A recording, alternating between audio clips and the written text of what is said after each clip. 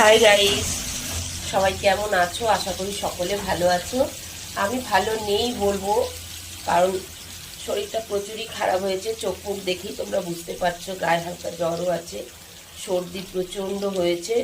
তো যাই হোক, গেল আমার কথা। এখন হচ্ছে দেখো, দাঁড়াও তোমাদের দেখাচ্ছি।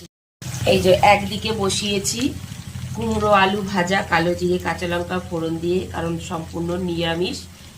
পেঁয়াজ দিলে তো ভালো হয়, কিন্তু পেঁয়াজ দেওয়া যাবে না, কারণ হচ্ছে এটা রুগীর জন্য হচ্ছে। আর এইদিকে দেখো, গরম তাওয়া বসিয়ে দিয়েছি। এখন তো 2:30 বাজে। এখন তাড়াতাড়ি করে এগুলো রেডি করে নেবো। রেডি করে নিয়ে তারপরে একটু নিজে খাওয়া দাওয়া করব, করে তারপর বেরিয়ে যাব, হসপিটালে যাব, খাবার নিয়ে যাব। ভাইয়ের বউটাও ওখানে রয়েছে, পিসির সঙ্গেই রয়েছে ভাইয়ের বউটা। তো যাই হোক, খাবার দাবার রেডি করছি, করে টোরে বেরোবো এখন। তোমাদের আশা করি খাওয়া দাওয়া হয়ে গেছে, অনেকটাই বেলা হয়ে গেছে। তো আমরাও খাওয়া দাওয়া করবো, করে বেরিয়ে পড়বো। সেইভাবে ভিডিও দিতে পারছি না।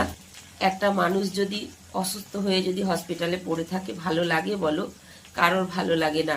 তো আমারও একদম ভালো লাগছে না। ভগবানকে ডাকছি তাড়াতাড়ি যেন সুস্থ হয়ে বাড়ি ফিরে আসে। যাই হোক, সবাই ভালো থাকো, সুস্থ থাকো। আজকের মতন এইটুকুনি। পাশে থেকো সবাই। টাটা।